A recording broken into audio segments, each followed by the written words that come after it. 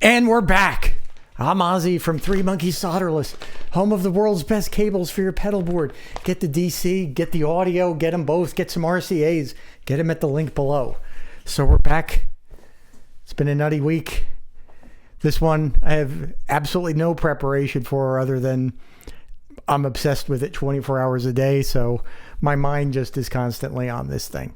So today, I don't know what we're going to do. I got a couple ideas for some topics, something that's kind of cool that was submitted in picture by Plexidust, which is, to me, was like, bah! Oh my God, what the hell was that thing? I thought maybe, given some of the stuff that's been going around or whatever from different questions that I've been getting regarding, what is the amplifier and how am I recording things, I thought I'd just go over it one more time, very simply, and just show things. I thought I'd go over a little bit about how I see the first album sound and the way the amp was working. Maybe go over that a tiny little bit with a clip with the old, the Eruption Raw track.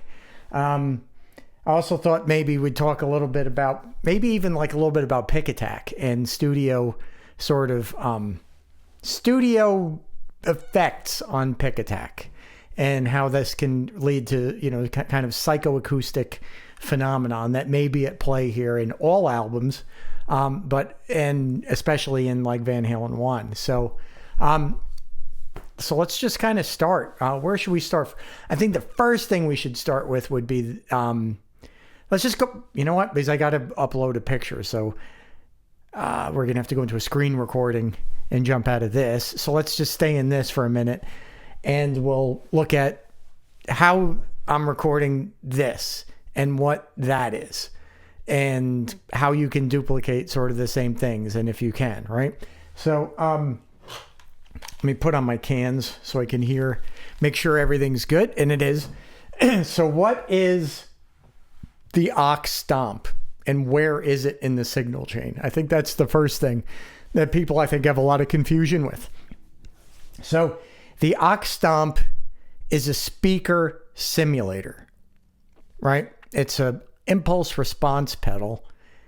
It's a speaker simulator. So what the aux does, all right, is you plug the output of an amplifier signal, line level please, into the aux, and it simulates what one of these guys would be like in front of one of these guys without having to spend a ton of time sweeping the cabinet with the microphone and going deaf. All right, so what I learned, and it's going back years and years and years and years, is miking a cabinet for a specific sound is not easy. And once your glasses are sideways because you sat on them, nothing looks right again. So anyway, miking a cabinet is not easy. And there is a difference in sound between a mic'd cabinet and a cabinet that you're sitting with in the room. So if you plug an amplifier into a 412 cabinet, that's one sound.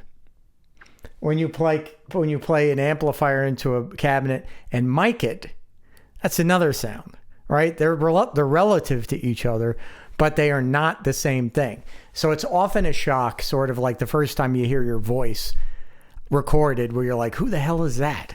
And why does he sound like a whiny?" At least that's what I thought.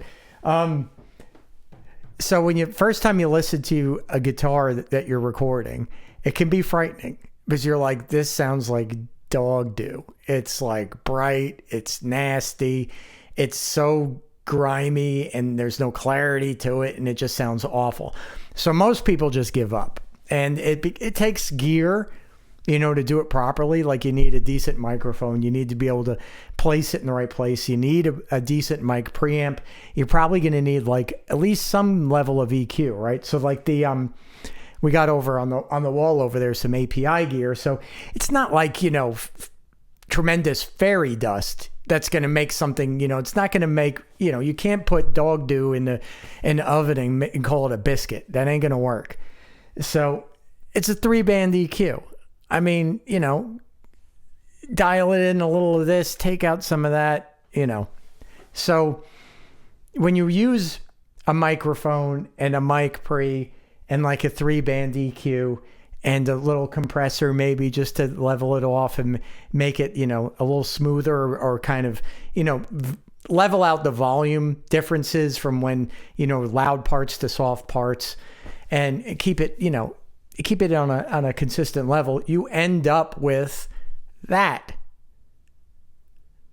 without having to do all of this and without having to spend, that one channel of API costs more than like amplifiers do. It costs more than the amplifiers do, for sure. And then the microphone, you're getting into big dollars. So if you want to do that. So this takes the place of all that. Now, what does this connect to, right? So a lot of people are like, do I connect that to my 412 cabinet? Well, that's kind of like eating a steak, but before you do it, wrapping your tongue in saran wrap. Now, I know there's another... that's used for another description, which is equally as relevant. But if you plug something like this into, a 412 cabinet, you're going to lose all kinds of high-end information that occur due to a microphone and a preamp sort of giving you things that are sort of there, but not really there, right? So you don't want to connect this to a 412 cabinet. You can, right? It's not going to power one, but if you were to plug this into a power amp and then plug it into 412 cabinets, you might as well just forget about using that and just plug into the 412s. It just doesn't make any sense. You would want to plug this into your digital audio workstation, or you'd want to, what I do when I want to just play in a room and jam or play in, with a band or something like that. You plug this into full range monitors, right? Little like 8-inch studio monitors that have a tweeter and a woofer and a mid-range. And then you get all that information that this thing doesn't provide, right? Or you could just plug this into the front of house system at the venue that you're at. Now, in terms of, a lot of people are like, well, that could be cheating, right? Well, I always say this. If you can do it with the analog stuff, then it's not cheating, right? You're just sort of foregoing the complicated, just stressful thing of being able to mic the cabinet. And the other problem with miking cabinets, if you're doing experiments like I like to do, where you're trying to compare differences in things that you're working on, like if you're tweaking an amplifier, like when I was developing the Marshmallow, it's like if the microphone moves 1/8 of an inch, whatever you did in here, you're not going to be able to compare anymore on tape, because now it's all invalid because the mic is moved. So you might have it set up and you got, stuff on the floor with X's and everything like that. And you take pictures of everything of where the mic was. But you know what? You walk into the room one day and you turn around with your guitar and bink, and you're like, damn it. Everything I've done is for naught. So when this came around, it allowed me to consistently get the same mic'd sound, right? So I could compare what I'm doing here without spending all my time wondering if the difference is in the way I'm miking it, right? So I just plug in and I can get going, and it's a huge benefit, right? So now in terms of, let's say, getting back to the cheating thing, or is it, that's just, it's bunk, or, a lot of guys are like, I'm not going to play through something like that. That's just for, sissies. I could tell you there is some pretty heavyweight bands that this is all they're doing. And I would say to the bands out there that are touring the world right now, and most of them are doing this kind of stuff, if you're not carrying around something like this as a system, whether it be for your B-rig, fly rig, or whether it be just to make your roadie's life easier, your backline guys aren't going to have to carry around, 5,000 tube replacements, fuses, all kinds of crazy stuff. Well, you still need the amp, but you're not gonna have to carry around heavy ass speaker cabinets, mic things up, spend a ton of time at sound check. Your front of house guy's not gonna be sitting there trying to tweak it in all the time. He's still gonna have to do some of that, but you're gonna get a consistent sound every night. So that is something that I recommend to like everybody. Like, this is the future. It is. I still think there's room for these sort of things in generating tones that you can then replicate with these. All right. So this alone cannot do the full job in the grand scheme of musical recording or musical, sort of sound reinforcement. You have to first have the Picasso before you can make the poster. You know what I'm saying? So you can't make, like, someone's like, I'm going to buy the poster or like a replica of a famous painting. That's really good. And you're not going to be able to tell the difference unless you're, a serious art enthusiast. And even then, you can still appreciate it. And in a live setting, you're not going to be able to notice the difference with this sort of thing. But you still need the original artwork to create the replica. So these are still useful, right? So what I've got here is based upon one of these, right? So these cabinets are rare. They're not making any more of them. When you blow them up, you're not going to get them to sound right again, right? Reconing is not going to be the same. So you're also going to save all these really, rare vintage cabinets where you've got, 25 watt speakers from 1968 and 30 watt speakers from 1968, 014 cones, pulsonic cones, all different kinds of things that you don't want to destroy. This is going to do it. All right, so there's sort of like what the aux does and how we work it up. Now, how am I recording everything? So basically, I just take, I always use the white guitar, right, which is just a maple body Strat guitar with an old custom in it, Alnico magnet. I plug it straight into the amplifier.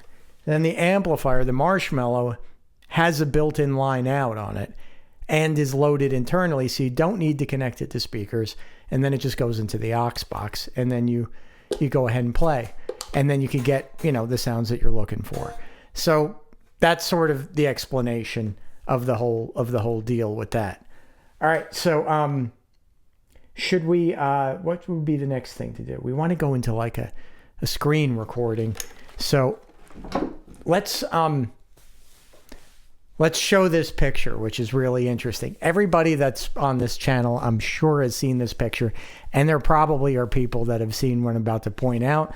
I didn't see it, but that's me. But I thought it was mind-blowing, and it may be something, it may be nothing, but let's look at it. Looking at the picture that's out there, right, of the only known picture of actually recording Van Halen 1 in Sunset Sound Studio 1. So we have Eddie here, right? There's Eddie wearing some kind of like I don't know, it looks like he's getting ready to get into a gunfight down in Mexico. Got Al over here in shorts, looks like her jeans or something. And then we got Mike here who is swinging his bass around. So we have the cabinet, right? So this is one of Eddie's stripped 412 cabinets. Okay. We don't know much more than that. We see two booms here, possibly. One SM57, it looks like to me, on the top cone, on one of the top cones there. And it looks like there may be another boom here that could be going down to one of the bottom cones. All right. Now, everybody's pretty much seen that. Now, I don't know if anybody's seen this, but over here is another 412 cabinet. It's another one of Eddie's, and it's stripped down, right? Because it's not black. Here's the handle. Let me outline it so you can kind of see it. Let's see. Here we go. Mystery cab outline. So there it is. All right. So you can see this is the outline of the cabinet. All right. Here's the handle. Here's the top of it. Here's the slant. All right, so let's go back to that picture again. All right, so now you can see it right there, right? One more time, there's the outline. One more time, here's the cab. Okay, now right here in the yellow looks like there could be something like another boom, possibly another mic. Is that possible? I don't know. I don't know what that is. So, is that thing a backup? Is it something they were just, playing around with? Or was it providing room sounds? These are all interesting questions that I have no answers for. So, you can see, I think it's in the room. I had a talk with my good friend who's a photographer that was looking at it and thought it might be a reflection.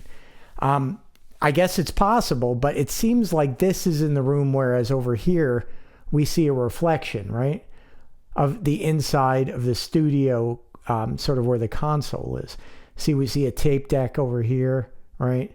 And it looks like there's some outboard gear right here, maybe some limiters or a patch bay or something like that over here. You could see, you know, what looks like maybe carpeting. I don't know what that is. You could see like a little vent or a little thing here, a wall. I think all of that is a reflection. And in here, that this looks like it's behind it to me, right? So you see a break right here where it's sort of covered by the reflection. And then over here, it is not. So it makes me think that that was in the room. So what is it? Which cabinet is it? I don't see any shiny silver in there. So I don't know if those were JBLs in there or Altex or Radio Shacks. We don't know. Interesting thing, right, is I did get a Radio Shack 12-inch speaker from the 70s with the aluminum dust cap on it. And those were apparently made by Utah, and they were musical instrument speakers that were replacements sold by Radio Shack in the 70s that I have heard that Eddie may have just slapped in his 412 cabinets when things went sideways and blew up. And interestingly enough, I'll do like a comparison of all the speakers, like a JBL and Altec and the Radio Shack aluminum domes. The Radio Shack one sounds more like a Celestion. It doesn't give that aluminum cone sort of, you know, JBL or Altec sound. It's not very bright. It's kind of warm. So I thought that was interesting. So anyway, so this was a little piece of a little nugget, a little treasure that I thought I'd pass on to you guys and see what you all think. All right, so let's get back into reality. Okay, so that seemed pretty interesting to me. I mean, granted, it's like, oh, wow, there's a picture of a speaker cabinet inside of a recording studio. But still, you know, every little piece of information is another mystery and another possibility or more information that may, at a later date, make things make sense. You know, being that also, too, that the two speaker cabinets are kind of opposing each other, they're out of phase with one another. In terms of, if you were to mic, like, let's say, you know, they're going to be bouncing into each other. So that's an interesting thing, too, right? So, like, when you point two speakers at one another, the sound waves are going to kind of smash into one another. So it's, you know, it gives you some interesting ideas of what may have been going on or what you could do. Like, for instance, I heard, you know, there was all kinds of like weird rumors that you hear about how certain sounds were gotten.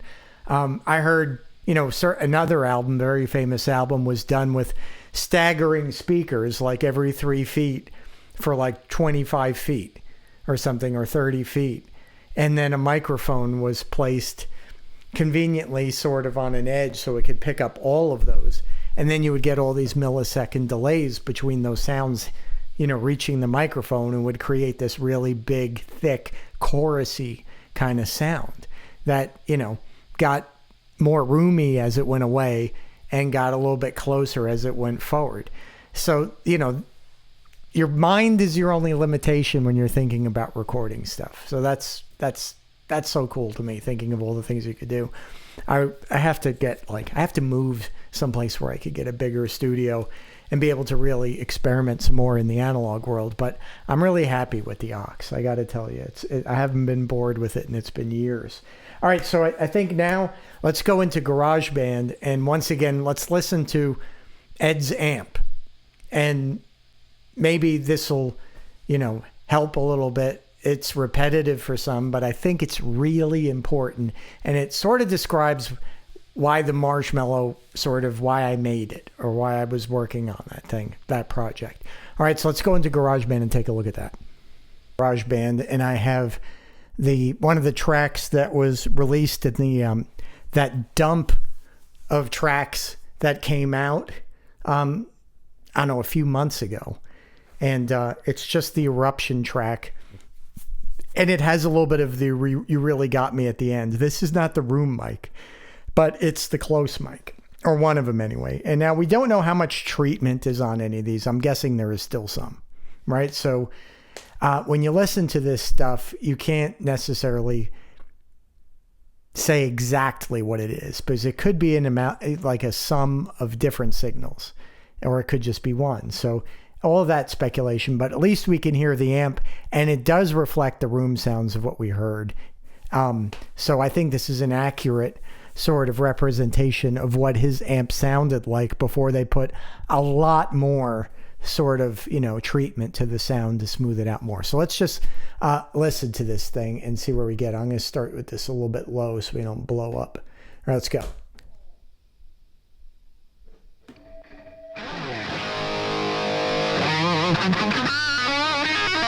Right?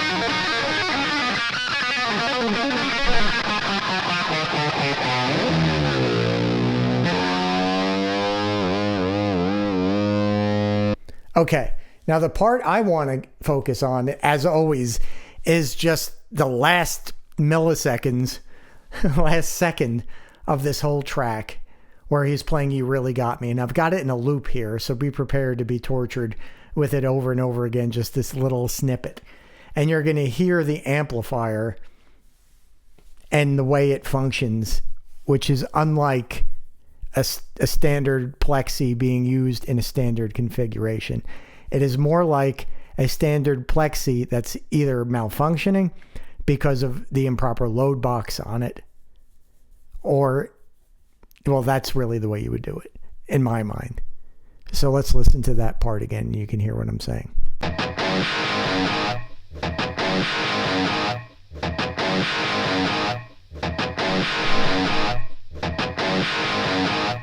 Now you can hear but on the chord, you hear how just absolutely overloaded that sound is. That the amplifier now is sort of not conducting properly. The distortion is very hard clip, right? It does not sound like a normal Marshall, and it does not sound like a cascaded gain stage, right? Now that comes from, I think, one of the stages being overloaded beyond the point where it can really start to conduct. So let's grab the guitar real quick, and we're going to hear the Marshmallow for a second here, and we'll hear like what I'm going to do to it. I'm going to start with where it's not that splatty, okay? And I've got the Marshmallow on gag, right? Everything's on 10. I'm plugged into that bright channel, the top left, and the normal channel's volume is on 0, all right? And as I raise that normal volume up, you're going to hear some of that splat start to come in more too. All right, so let's listen to this. And let me mute the vocal mic, and then I'm going to slowly raise it up, and you'll hear what I'm talking about maybe. Okay, let's mute.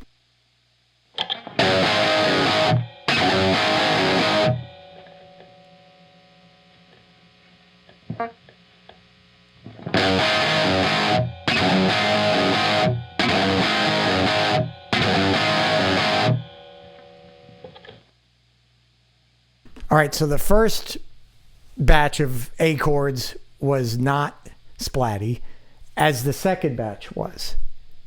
So we could do that one more time, and you can hear it. So the first batch is going to be the volume on that normal channel volume down, which does load that stage. It does load the bright stage as well. So that volume is going to go down for the first set, and then I'm going to raise it all the way up for the second set. And again, just what I showed you in the beginning is how this is being recorded. Guitar into Marshmallow into aux stomp into the digital audio workstation. And if you were to play this through full range of monitors, this would be exactly the sound you'd hear in your room. All right, so here we go again. Let me mute the mic so we don't hear the...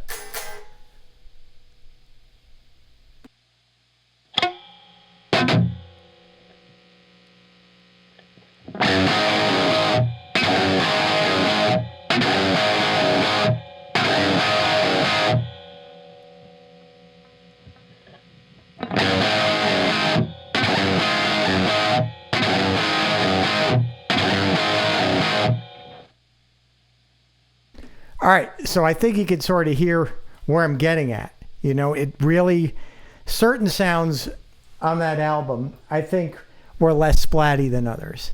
And this may be part of the control for that splat. Was the amplifier was, not loaded properly. It's already distorting very heavily, but to just kind of push it over into, eruption land, you would use volume number 2 and raise that up without having anything plugged into that channel. So, in terms of like let's say, I don't think it was that splatty on,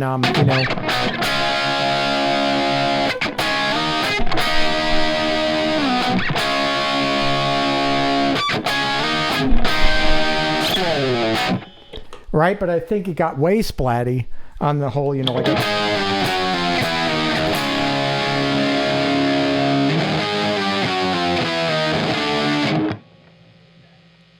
we don't want the feedback protection.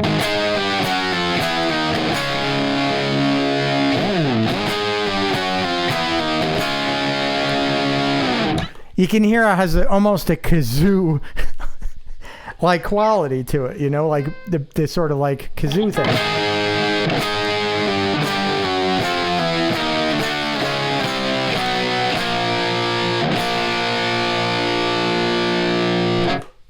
All right. Yeah, so that's sort of what I was trying to get at with making an amplifier that would do that, because my plexis don't, and you can change them around a little bit, but they don't get that kind of, rude sort of overloaded sound to them. They have to be sort of malfunctioning a bit. And my theory is that, he had his load box, or it was the amp was internally loaded, and the load itself was causing the power stage to lessen the power that it can create and go into clipping very early and produce more of a clip distortion in the power amp than you would get, let's say, if you were to cascade preamp stages in like, a Jose. I think maybe later on, he was definitely getting into the Jose world of cascaded gain stages and would eventually end with, things like the 5150. But, that's not what a 5150 sounds like, obviously. It's not what a Soldano sounds like, obviously. It's not what a Jose sounds like. They don't sound, like you've had your car stereo up too high, and it's blowing out. It doesn't sound like that. So that's sort of where I was going at. So yeah, let's go back into the room again and wrap it up, because I think that's good, because I got to get back to soldering. All right, so we're back in the room. So I hope that makes a little bit of sense about like what the whole Marshmallow project for me is about. It's, it's just about this one sound and how to get as close as possible as I can to it using whatever I've learned about amplifiers over the last 40 years. 40, not 40. I'm old. So yeah, I mean, I was just basically, this is the setup, right? You turn this volume all the way up. But when you bring this one all the way up, it gives you that splat.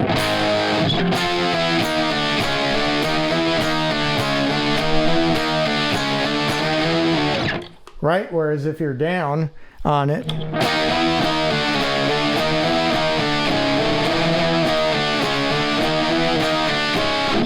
that's a really annoying riff. I should use that to torture my neighbors.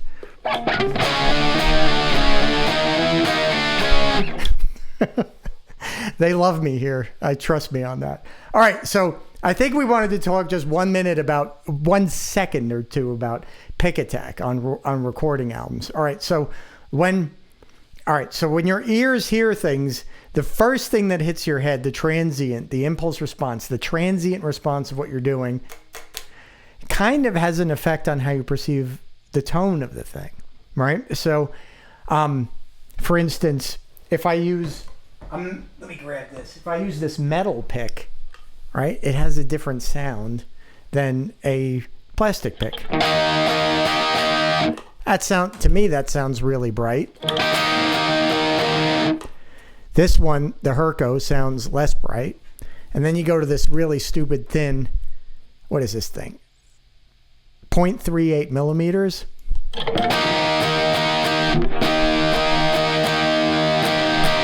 I think it has a darker sound to it.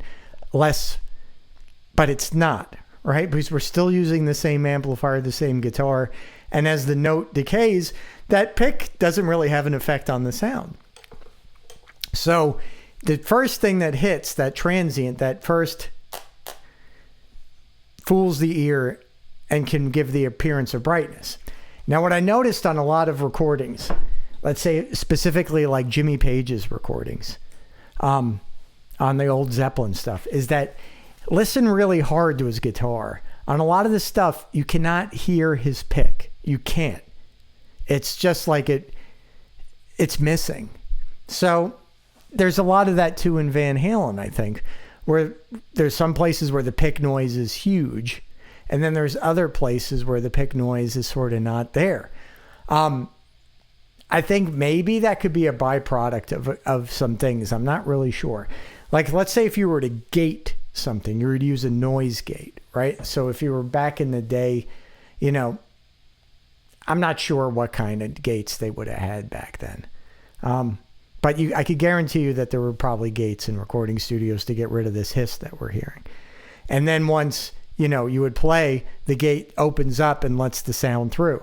Now, if the gate is very fast, right, it can kind of catch the transient still, right? So if the gate is very fast, you'll still hear the, you know? But if the gate is very slow, you're going to miss the very front of the, and you're not going to hear that very high-pitched tink. You're going to hear more of the thump, right? So in this noise, if you listen to it very carefully, right, you hear a high-pitched, like, it's got to be over around 1K, 1K5 of like a, right? And then you hear the, so it's, and then there's a whole smattering of in-betweens, right? So it's sort of like, would look like that, going from the bink to the boo, bink to the boo. So if that particular noise gate is, you know, in the 70s, I don't know how fast these things could have reacted, or in the 60s, how fast these gates could react. So maybe they were like a millisecond or two late in opening. And so when you had like a, you know, like the beginning of a chord, you know, where you'd be like, something like that, you wouldn't hear the, you'd hear less of that. And it would sound more like, you know, almost like you're playing with a felt pick or your fingers. I mean, maybe you'd use a rubber pick. I don't know. I've been thinking about trying to make a rubber pick or a felt pick. I know felt picks were used for sure. Bass players used felt picks, and it can reduce that string noise. But anyway, if the gate were slow, you would sort of maybe get an effect closer to a felt pick. But then, you know, when you listen to Eddie play in other places, it's more like, right? Where you hear the birds, right, chirping like, buck, buck, buck, buck, buck, right? Now, that would appear, in my mind, with the gate that was there anyway, because once you start playing, right, the gate opens and stays open. So now it's going to pick up all the,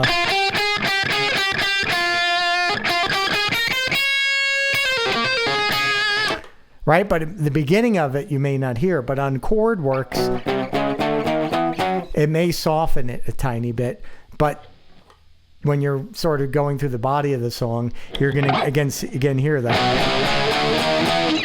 the kind of, you know, that pick attack. So if anybody's got some sort of, you know, experience with that sort of thing, how to sort of soften the front edge, you could maybe use a compressor.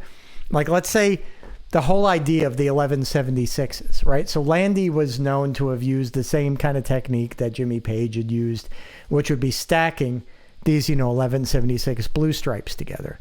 So let's say they were used more as a gating function as well, right? That there is a gating function there. Now, I know that happens because when you put these two things together and you set them correctly, all this noise, it goes away while you're playing, and it just goes away. So there's some sort of gating that's going on as an artifact of the well, I don't know if it's an art attack or a heart attack. I don't know if it's more of an artifact or just a phenomenon that happens. Now, we're going to go way off into left field. I can feel it. I got to bite my tongue, going way off into left field. But that's my problem with algorithms, right? So we should do this too one day. I got like an old, what model is that? The 949 Eventide in the rack down there, the old, harmonizer 949s. And they sound different when you use them in different chains because of that. They have these compressor boards, they have a preamp in them, and it's analog, and it's a very particular, vintage of capacitors and transistors and, all of these things. And then you go and buy something like an Eventide H9 or, the pitch factor, which I use, and it does not sound the same or I should say it doesn't sound different in different situations, which the Eventide does, right? So the Eventide, if you have your signal chain in a certain way, it sounds different than in a different signal chain. It can fatten things up like you would not believe, even when it's not harmonizing, because it has these compressor boards in them. That's part of just the circuit to keep it, less noisy.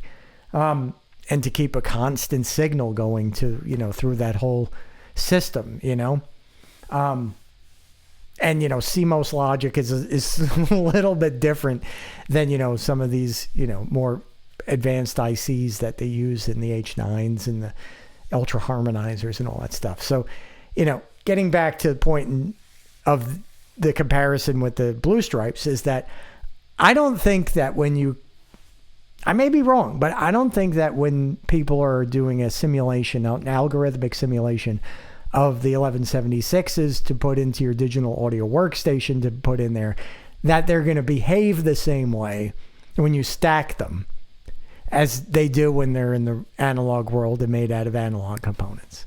So, we may have to look into that. And we may have to plug the aux stomp into the 1176s again, but in that kind of an interesting fashion where they're sort of, gating a little bit and see where that gets us with the sound. All right, so I think that's good. I got a ton of soldering to do. I got a ton of repairs to get through for, different bands that have sent me stuff. I got builds to do for people. Parts are starting to come in. So there's a lot of work. So I'll be back. But I'm probably gonna have less hair, and I'm probably gonna be from all the work. So anyway, thanks for watching, and we'll see you next time. And don't forget, check out 3 Monkeys Solderless.